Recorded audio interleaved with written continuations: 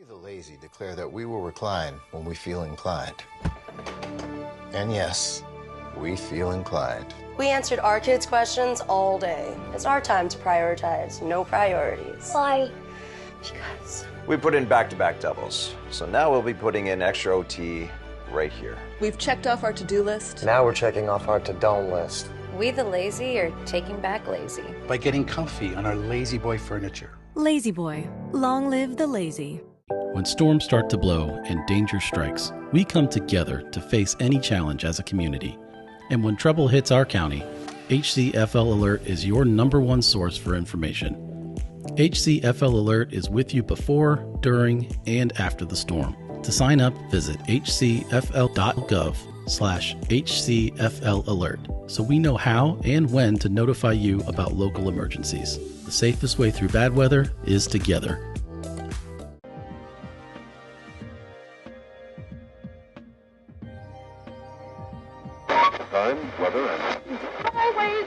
How you doing, everybody? I'm Chief Meteorologist Denis Phillips. Heat, still the hot topic of weather conversation, right?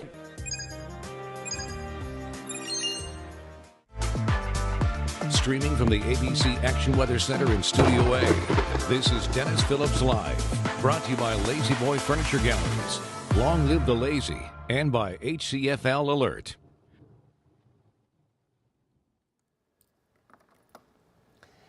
How you doing, everybody? It is a Tuesday night edition of Denis Phillips Live. How you doing? It's been a while, right? Been a couple of weeks. Yeah, and I still can't shake this thing. Thank you all for all the well wishes, by the way. I had off, big family vacation, road trip all the way up to Fenwick Island, Delaware. It's kind of an Ocean City, Maryland deal. And we go every 3 or 4 years, I guess. And day before I left, I got COVID. Now, a week before that, I had something else. So, it has been a stretch just beating me down. But after taking off 9 days from work, I had to come back today. So was I at 100%? No. But, there's only so many days you can take off. You guys get it. I know you do. Everybody goes through it, right? So anyway, thanks for all the well wishes. Hopefully we had a chance to share some entertaining experiences up north. Thrasher's French fries, Dumpster's Shakes, Dough Roller Pizza. In fact, this will tell you just how sick I really was.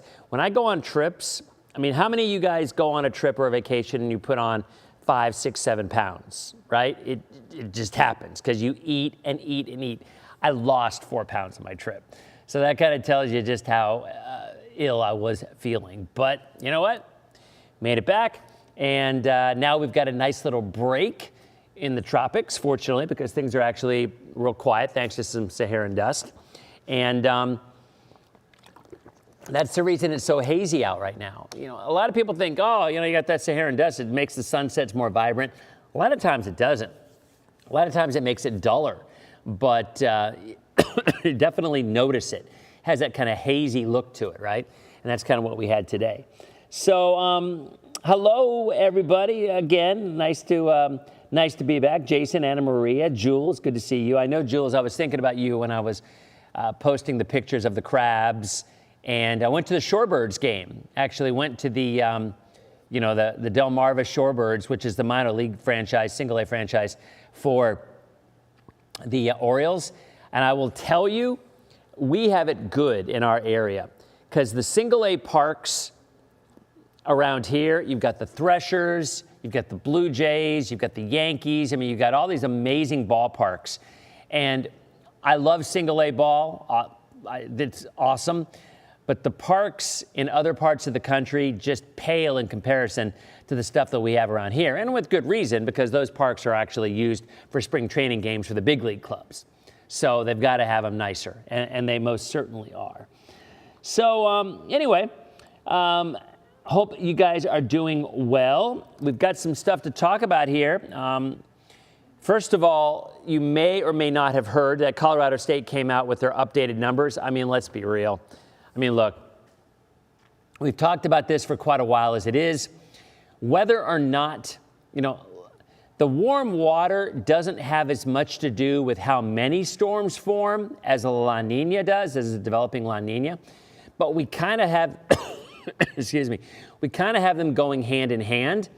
The warmer water, and Beryl is a perfect example of what's going on with that. All right, so I mean, let's take a look at the new updated numbers from Colorado State.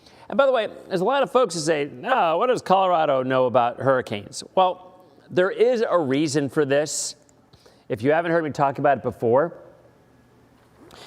Bill Gray, Dr. Bill Gray, who passed away years ago, was the first person to recognize the relationship between El Nino and a decrease in hurricane activity in the Atlantic, often an uptick in activity in the Pacific. But he was a meteorology professor at Colorado State. So that's kind of how it started. You got this guy who made this recognition that when there's an El Nino, you have fewer tropical storms, and they kind of created their department based on that as the beginning. So now, once Bill passed away, Phil Klotzbach, who was his heir apparent, and he took over, and they do long-range predictions. Now, you guys know my thoughts on long-range. I think they're a waste of time. I could care less how many form. I think we all know the bigger threat is who gets hit, and if these are all in the middle of the Atlantic, nobody cares. Now, you can make the argument if there's more storms that develop, do you have a higher risk of being hit? Not in our area, you don't. You go back and look at the numbers. Historically, West Central Florida, the coast, we do not have any higher odds of being hit by a hurricane in an active year than an inactive year. The numbers just don't bear it out.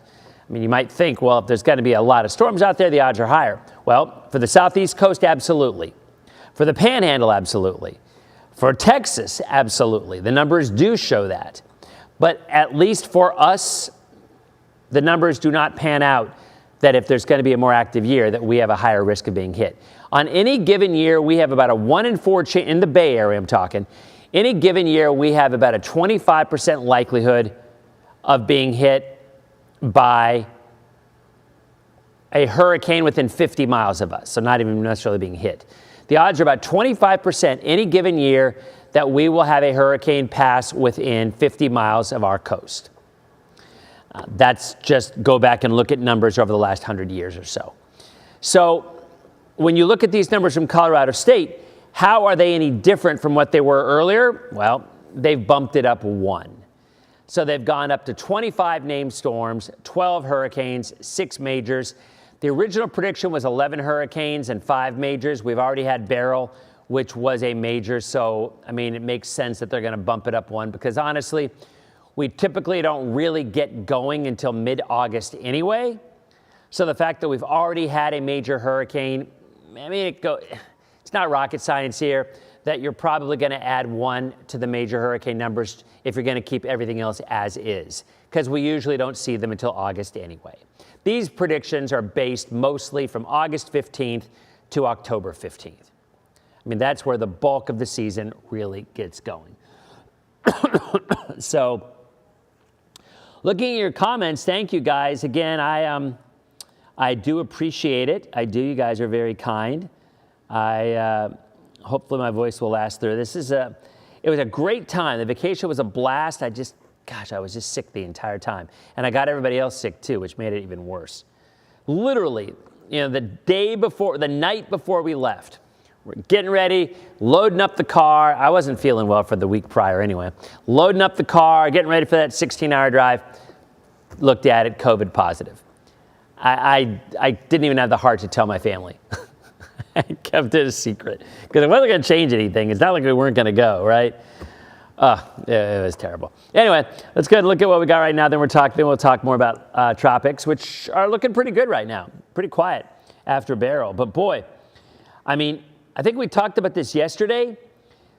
210 tornado warnings, I believe, was the number. I think that's what it was. 210 tornado warnings issued by all local weather service offices over the last 72 hours as the storm came in. It was a good time, Rob, it was. I mean, I talked about this. Rob's asking about Margaritaville at sea. Look, if you're expecting it to be a really bougie ship with all the amenities and all the fancy stuff, that's probably not what you're going to get. And you're not paying for it like that either. But the ship when I went was, it was every bit as nice as any ship that sails out of Tampa, in my opinion. Renovated completely. The rooms were beautiful. The lobby, the atriums were nice. You know, did you get maybe quite the service that you might get expecting, you know, at some other places? I don't know. It's tough to say because it was the first ship and they're getting things better. But for the price, for the money that you're paying, I absolutely recommend it. And I've been telling that to a lot of people. All right, so let's get back. So I just happened to glance and saw that. Steve asked if Beryl was a fluke being so early. Here's what I'm going to do. I'm actually going to answer some questions while I'm looking on here. So it was not a excuse me. It was not a fluke in developing. We get named storms in May. We get named storms in June. I believe it's 6% of all named storms happen in June. So there was nothing unusual about that. So the word fluke would not apply in its development. Now, what was unusual was obviously how strong it got. But there could not be a better example of all the warm water we've been harping about for months now. Look, two separate things are going on right here, okay? We can tackle them one at a time. The fact that the water is so ridiculously warm, numbers in June were equivalent to what they typically are in early September, which is the peak of the season, when storms traditionally get the strongest. So it kind of makes sense, since the strength of a storm is the majority of the time based on how much warm water there is to fuel it. So if we're getting numbers or values as high in June as they are in September, then it makes perfect sense. Then storms that do develop will get unusually strong. So I don't know if fluke is the right word. You might be able to call it that, I guess. But it's just purely a derivative of all that warm water. But all that warm water does not create more storms. Higher storm totals are going to be more of a factor of the La Nina developing. More favorable conditions for development. So it's kind of a 1-2 punch. You have La Nina, a developing La Nina, creating better ingredients for the development of storms, more storms forming, and then a totally separate entity, all the warm water. That is what caused it to blow up the way that it did. So you really have two different things going on here. The warm water to cause the intensity, the developing La Nina to cause more storms creating in the first place. So, so that's kind of, and right now we're neutral. Yeah, right now we are not in La Nina. We've gone from El Nino to neutral, and we're moving into La Nina by September, the peak of the season, historically. So Beryl was one of those things where the fact that it developed, not unusual at all. The fact that it went through insanely warm waters, now you could make the argument if Beryl had formed in September, it probably would have done something very similar, because you've got the same water, historically the same water temperature in September than you had at the end of June into July. Make sense? Two separate factors which we're going to continue to deal with. The closer we get to a La Nina, historically means more development. And as I said, Colorado State did bump up their predictions slightly, but it's splitting hairs. It's one more storm, right? So there's a look at what's going on right now. We have some Saharan dust out there. We have some drier air, and we have lower rain chances. There's a look at the overall rainfall totals we've had the last 48 hours. Typical feast or famine stuff. You've got some areas 2, 3, 4, 5 inches of rain. Most of it's north and along I-4. A little bit farther to the south. I mean, honestly, it's just Hillsborough, Polk north. And then you have other areas very close that not a drop of rain. I mean, that's just classic Florida weather. But we're going to continue with this westerly flow, I'd say, over the next several days. So that'll limit our rain chances until the weekend. And then I think that by then we're probably back into a more typical summer pattern again. Yeah, Rob, I'll tell you, it's just, again, I don't know what I've had three things going on here. The first virus, I don't know what it was. The second one was COVID. I don't, yeah. I'm just trying to keep the tracks on the rails here. All right, temperatures right now 70s in the upper 80s. Highs today about where we should be. A lot of clouds.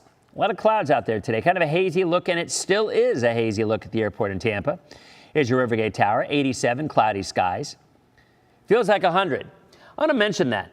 So there were some people talking about the whole Vegas thing, which Vegas hit 120 degrees a couple days ago.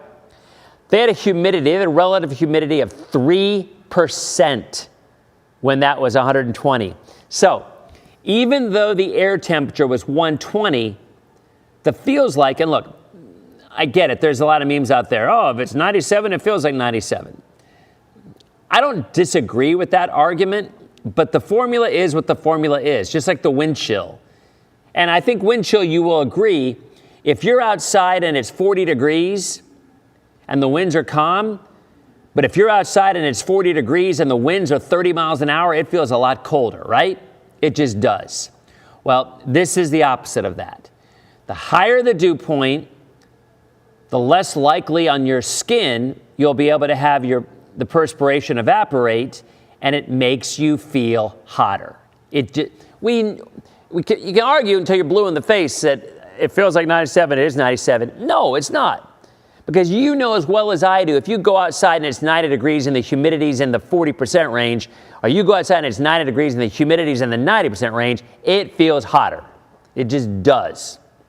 And when I was in Fenwick Island last week, we had a front come through, gorgeous. Went from 90 to about 75.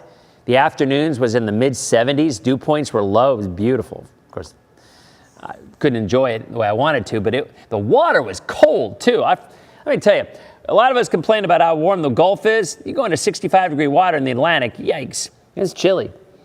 So anyway, point is, when we have Vegas has 120 and a humidity of 3%, that feels like was 106. So even though we're at 87 right now, the feels like is still up around 100 because of the high humidity.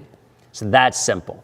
I mean, and it's just a number. I don't know who created it. I don't know if it was done from the Weather Service or whoever, but that's why it is what it is. And I think we can all agree, which is rare for us to be able to agree on most things or anything. I think we can all agree if it's humid out, it is more uncomfortable than if it's not humid. I think most of us will agree with that.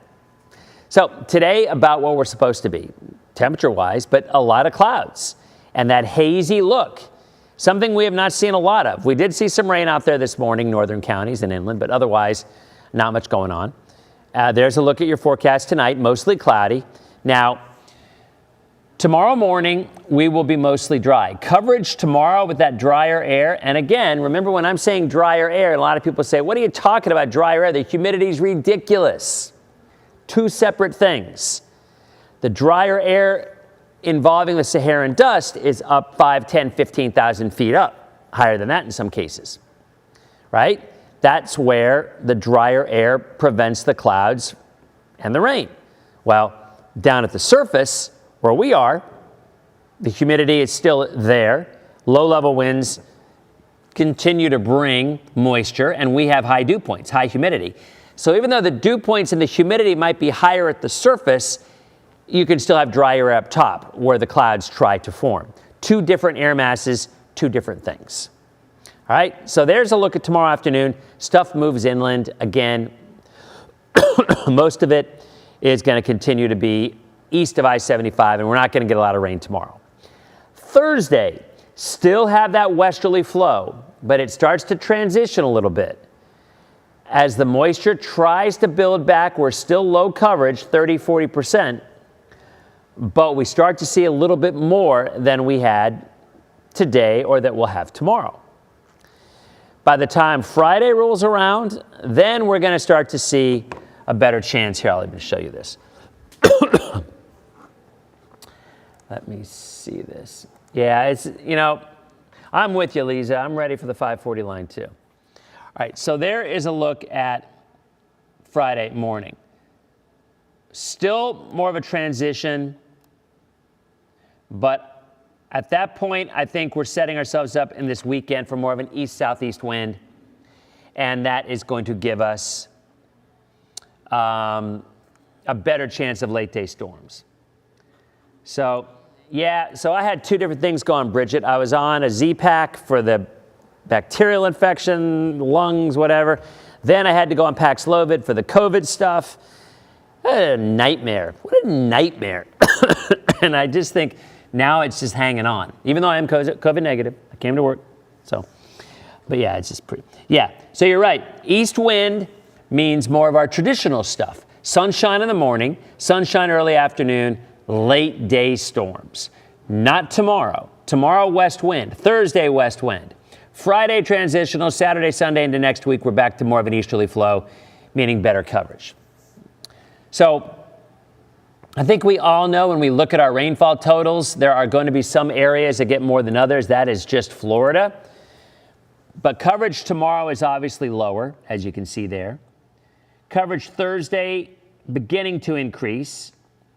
Friday, Saturday, and into next week, I think we're pretty much where we need to be for a much higher rainfall coverage, and it will be more late in the afternoon.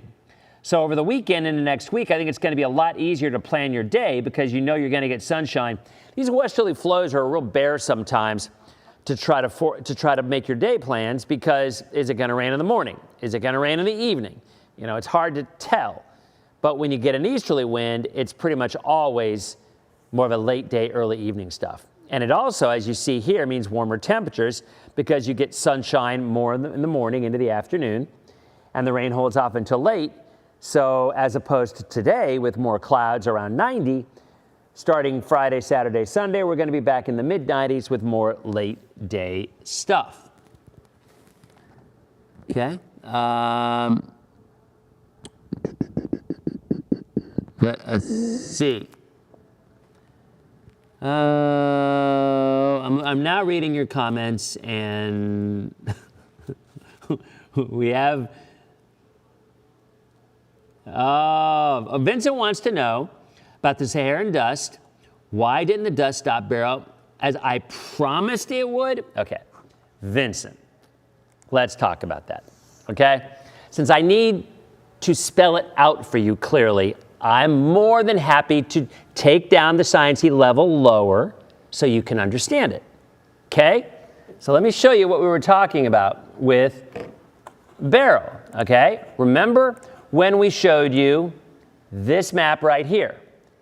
And remember when we talked about the word experimental. Would you like me to define that one for you? Because Vincent, I would be happy to define that for you, okay? Okay, experimental means it's something that the Climate Prediction Center puts out and they kind of throw it out there as a guide, but it obviously is just a guide. That's all it is. Okay? So, Vincent, dare I say, if you can go back and find a place where I said, I promise, it's not, promise is very close to the whole guarantee word, which I don't use anymore, and if you know, you know. You clearly don't. But at the end of the day, Vincent, let's talk, I'll bring it down a little bit more for you, okay? Beryl developed in the main area south of where most of the Saharan dust was.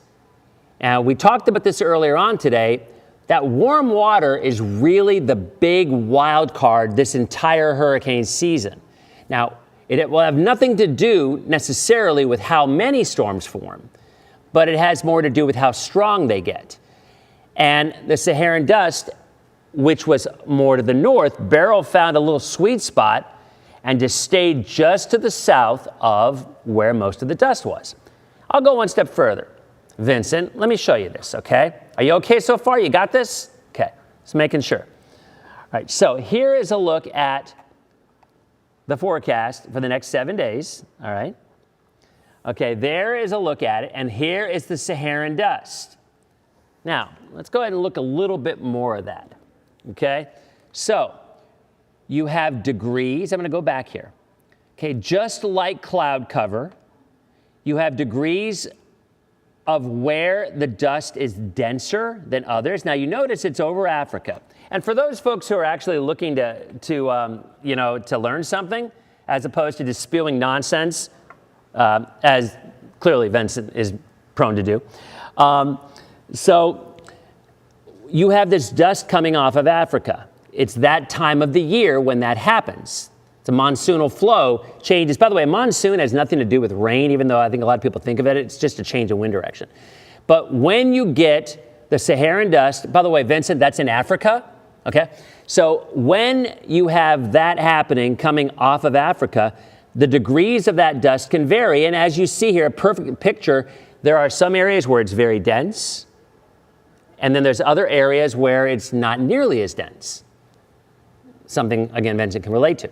So when you have that, the less dense area would obviously, there'd be better ability for things to try to develop. But my point is, look at where most of that Saharan dust is. In an area farther north than where Beryl was. It's that simple.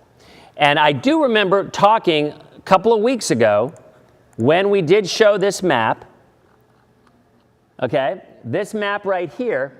And I also remember circling the word experimental because Vincent is correct in one thing. He is correct in this. Okay, is this particular graphic from the Climate Prediction Center had no development for a 3-week stretch. And we noted that the Saharan dust was the main reason why it had no development.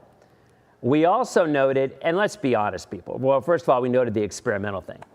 But if there's anybody out there on the face of the earth who is going to sit here and say anywhere, any meteorologist is going to say, oh, yeah, there's not going to be any hurricanes form for the next 3 weeks when the water temperature is as warm as it is in September and we're in a neutral headed toward La Nina, you've lost your mind. It's just not going to happen. But I acknowledge this particular graphic had nothing out there in terms of development. And Beryl, as we said, found that sweet spot just to the south of that main area and was able to tap all that warm water. And the moral of this story is, besides Vincent spewing things he shouldn't be, but I didn't want to ban him from the stream because I wanted to make sure he heard my explanation at the level he'd understand. But again, the point of this is, with all that warm water out there in the Atlantic, that is the key, that is the great equalizer and that wild card, because we're in uncharted waters in a sense.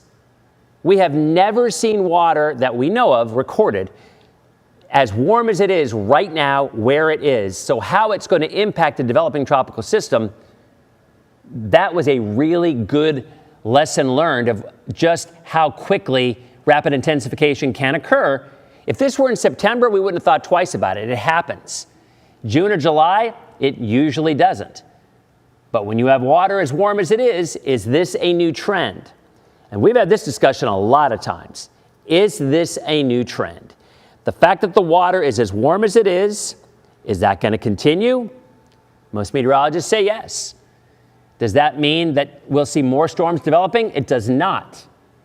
We're still impacted by dust, by dry air, by positioning of upper lows, La Nina, El Nino. Those are all big factors that come into play in development.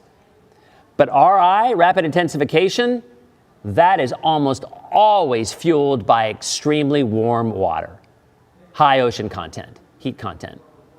So that is the key to all of it. I mean, I think that's the bottom line. So unfortunately, that warm water ain't going anywhere. So it's safe to say whenever there is development, no matter when it is, from now until the end of October, there is going to be a chance that those storms can go to town just like Beryl did. And that's why NOAA, Colorado State, and everybody else is so concerned about that additional development. It isn't that we're concerned that more storms are going to develop, even though they are. We're most concerned about how intense those storms get traveling through the warm water. But again, everything expected to be quiet over the next 7 to 10 days, probably even longer than that. If you're watching on streaming, thanks for watching. We'll be back on Thursday. I'm going to continue on my Facebook page to get through the forecast. You guys have a good night. Okay, so streamers are gone. But I mean, it's really kind of unnerving because what just happened with Beryl is really what we were all concerned about. You know, we saw that warm water, and I think people, look, we all know there's a portion of the people out there that they hear, oh, the water's exceptionally warm, it's warmer than it's ever been, and their immediate response is, no, it isn't. Because they are naysayers when it comes to any kind of change in the weather or change in climate. I mean, we all know that. Look, there is a significant number of people who completely don't believe that there's anything changing in the climate or whatever's happening is completely natural and it's supposed to be this way. And I'm not going to get into that debate because it's a no-win debate. It just is. People are going to believe what they're going to believe. It's fine. That's fine. I will tell you, AMS did a survey of their meteorologists, all part of the AMS, and it was something like 99.1% of the people, of the meteorologists who have AMS seals, believe that climate change is happening. Now, where we go from there, I think very much can be debated. But what's happening now can't be argued. The numbers are the numbers. And the numbers are showing extreme heat unlike we have ever seen in recorded times. Now, that's also an argument. Well, what about 600 years ago, 700 years ago? You know, I get that argument, but the numbers are the numbers. Now, the issue is, what does that mean 50 years or 100 years or 200 years down the road? And I think that's worth entertaining that conversation because nobody knows. We don't. I mean, we can say we do, but I don't believe that we do. But regardless. So at the end of the day, the water being as warm as it is, there's no reason to think there will be any change in that through October, right? I mean, there might be periods of storm. If a big storm comes through and upwells, does some upwelling, and maybe cools things down temporarily, like Beryl probably did, but it won't take long for that to even itself back up and just to jump right in again. And we're right back to the same numbers. So it makes perfect sense that July and August and September and October, we are going to have more major hurricanes than we typically do because we are going to see more storms than we typically do. Those are both valid arguments, and I think they're both going to happen. La Nina, a developing La Nina, the fact that the season starts to crank up in August and September into October, right? So it does. So when you get that, and then you have those areas that are developing, if all things were equal and this was a normal pattern in terms of the water temp, then these storms would go over this warm water and may not develop as quickly as they have. But because we have such a large area, and I will show you this, let me grab that map. We have such a large area of very, very warm water, it makes it very difficult to believe that these storms that develop are going to miss, more often than not, this pool of very, very warm water. And here, I'm kind of calling this up right now. It's take a second for it to load. But, let's see, just a second. Almost there, almost. Where'd Vincent go, by the way, guys? Is he still here? I missed him. All right, so here we go. So here's a look at current water temperatures.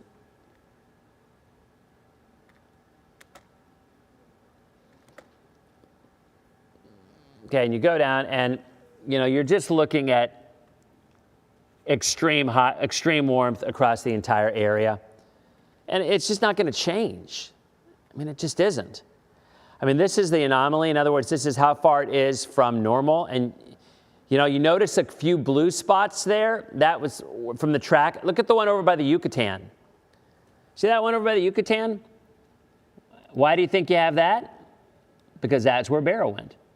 And you get that upwelling that we talked about. Makes sense, right? But when you get the main area, and the problem isn't just the fact that it's warm water, the problem is that the water is warm at a very deep level as well. And that's, you know, that's the other thing.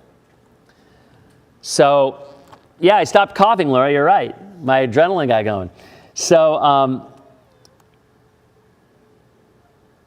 look at Morgan Wallen concert. I'm just looking at the comments for the first time. Dodging some storms. No, actually, Robin, I think you're going to be okay on Thursday for the concert.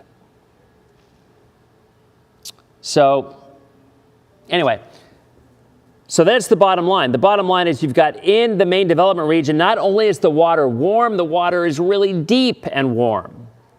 Sometimes it's just the surface. So once things churn up a little bit, then you're okay. But when that warm water goes 60, 100 feet deep, whatever the case may be, storm goes across, churns it up, it doesn't really cool things off very much, unfortunately. So that's where we are. So let's go back to this map, okay? This is from the Climate Prediction Center, and through the end of the month, they show no development in the Atlantic, in the Caribbean, in the Gulf. Nor do they in their experimental, in their experimental map. But I do think it's safe to say that July is typically a pretty quiet month overall. And I think the way this plays out for us folks is, look, you get waves coming off of Africa. They are going to have this is probably the easiest way to explain it. For Vincent, if he's still watching. So, when you have waves coming off of Africa, you have them one after another. Whatever that number is, 30, 40% of the time, they develop.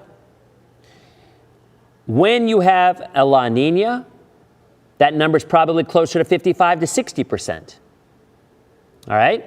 So once you've got something developed, then it still has to intensify. If you run into, and by the way, you can still run into roadblocks, upper lows, unfavorable wind direction, shear, whatnot, all of the above, it still comes into play. But when you already have more waves coming off, as you would in a La Nina, with a better chance for development, and then passing over extremely warm water, that warm water is, as we know, the fuel for these storms.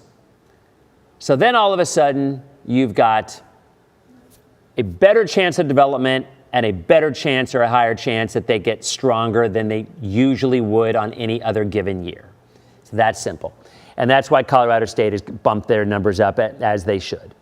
By the way, I don't know if you know this, they've stopped with the Greek alphabet deal. It kind of makes sense, actually, because if you have to rehash the Greek alphabet, there's going to be times where you're going to retire those if they get strong enough, and then what are you going to do? Because you don't have another Greek alphabet. So they've actually added a list of supplemental names every year as opposed to the Greek alphabet if we get to the end of the season. So, or the end of the list, rather. Okay. Vincent's back. Wait a minute. Okay. Dennis, Gray is saying people put too much faith in Saharan, like magically drops every wave from developing, 29 the worst dust outbreak in history. Yeah, Vincent, but most of those storms were still in August and September and October. So, so there is that. So, you go back and look at the numbers. The numbers are the numbers. I'm a numbers guy. And all you got to do is look at the percentage of storms that develop in each year. And all you got to do is look at this graphic I'm about to show you right here. Look at June, look at July, and then look at August, September. So June and July historically are very, very quiet. But that being said, 14% of all named storms are in June or July. So that's about 1 in 7, I think, doing the math in my head. Yeah. So you still get them. And Beryl was one that we had in June into early July. So in summation, look, all the ingredients are coming together that it's going to make it a very active year. I don't think anybody in the world believes otherwise. Maybe there's a few. But I think most people believe that we are going to have an active season. Now, as you hear me say this a million times, if it's out in the middle of the ocean, who cares? If they don't bother us, who cares? The positioning of the Bermuda High is huge, huge in terms of what threat any of these storms may or may not be to the islands or the mainland, right? But it's obvious in the map that you're looking at right here that August and September, 61% of all named storms, nearly 2/3 of all named storms happen in those 2 months. And that, I will tell you, I think October is going to remain a very active, and I will not promise this, a word I do not use, certainly don't use guarantee, but I do believe that October will be a very active month as well. And that is the month that concerns me for our area or part of the Gulf Coast. Because the water is still expected to be very warm. We will be in a full-fledged La Nina at that point. And typically when you look at October, it's more of the Caribbean, the Western Caribbean that gets cranking. And then you get a storm moving in from the south. It runs into a front or a trough, and all of a sudden you have something in Florida. So historically, October is a month, and as you can see right here, this little uptick, we show you this map a lot, show it to you again. You got that little uptick there in October, and that almost always is an uptick from the Gulf of Mexico, something that starts in the Caribbean. All right? Well, I'm glad, Josh. Thank you very much. Appreciate it. Anybody have any questions? Okay. Jamia wants to know which Florida coast is more prone to hurricanes historically? The Panhandle. Well, you know, that's actually a number. Honestly, I would say the Panhandle. Yeah. Because, first of all, Jacksonville has never been hit by a big storm. It's usually southeastern Florida or the Keys. And you know for our area, it's been 103 years. But the Panhandle, from the Big Bend westward, is where most of the action would occur, historically.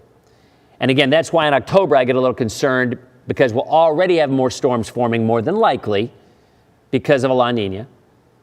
We've still got all that warm water, and the area that's most likely showing development is, unfortunately, in the Western Gulf.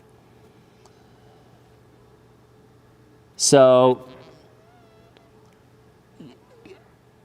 I hate to agree with them, but Vincent, you are correct. In August and September, you are correct. Both sides are more active. However, if you go back and look at the numbers, landfalling hurricanes occur more often in the Panhandle. Here, you know what? Let's call it up. Let's call it up and see. Because I'll be honest, I don't have the number right off the top of my head. I'm pretty sure the Panhandle is going to get more. But let's see. Here's something from Florida State. Well, that's not a good map. I'm trying to find where we can actually see Florida landfalling hurricanes. And it's showing it graphically. You know what? That is a good question to have for Thursday's show, because that's a valid question. I mean, what happened in the past doesn't have anything to do with what's going to happen in the future. We all know that, but I still think it's an interesting discussion.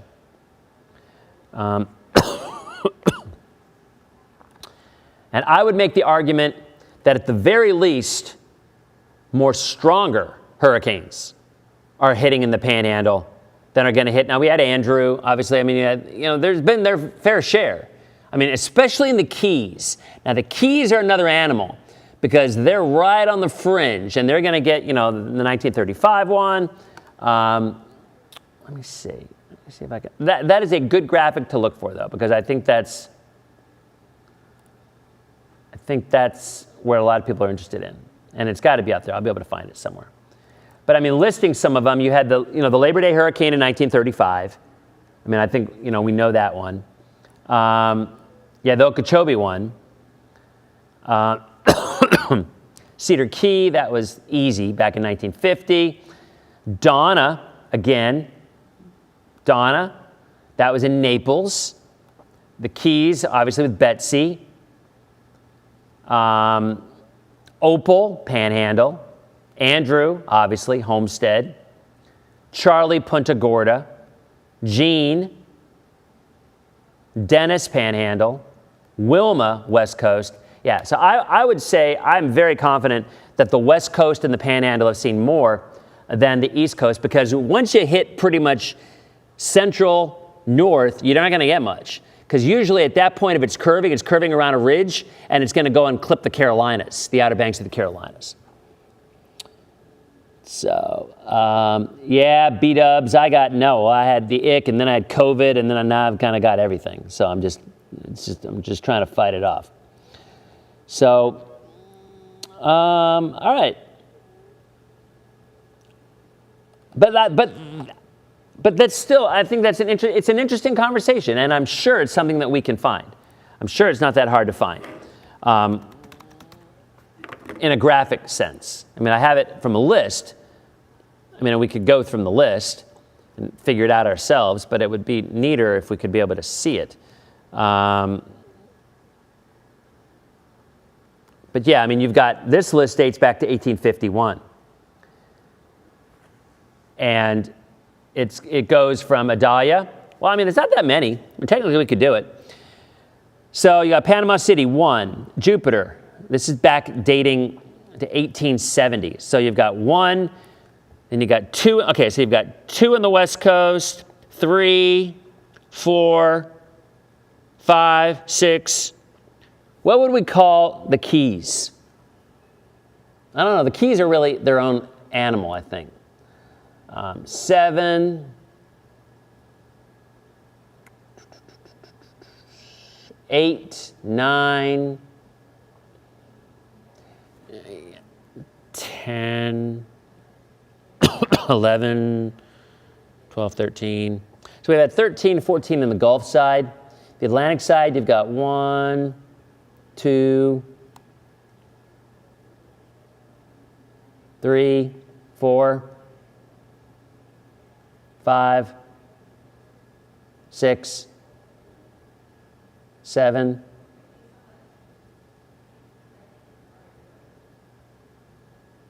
8, 8. So more in the Panhandle and the West Coast. And then the Keys themselves have like 6 or 7. I mean, that's right, that's kind of both, I think. So, yeah, the Keys are tough. The Keys, because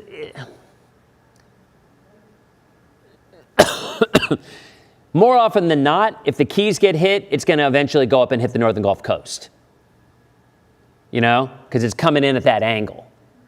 So that's pretty much the way it's going to end up going most of the time. If the Keys are struck directly, it's coming around and either going up or going out to Texas, or out in the Gulf somewhere. So, but it's an interesting question. I mean, and that's, I'll look and see if I can find the graphic for it, because I do think, that.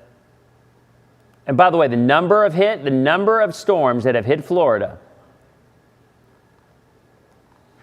since 1850 are 1, 2, 3, 4, 5, 6, 7, 8, 9, 10, 11, 12, 13, 14, 15, 16, 17, 18, 19, 20, 21, 22, 23, 24, 25, 26, 27, 28, 29, 30, 31, 32, 33, 34, 35, 36, 37, 38, 39 storms have hit Florida since 1851, according to Wikipedia. So, kind of interesting. But any given year, the odds of the Bay Area having a hurricane within 50 miles of us is at 25.6%, I think it is. So it's right around 1 in 4. All right? Well, we're recording something here in the studio in a couple of minutes, so I got to run. But I will look for that graphic, because that's an interesting conversation. I do. I think, I know it's out there, and then you can really dig in and say, okay, in a La Nina, are you more likely to see the Gulf or the Atlantic side hit? Now, I said this 4 months ago. In a La Nina, in my opinion, you're more likely to see the Outer Banks of the Carolinas get hit. than you are West Central Florida for a number of reasons.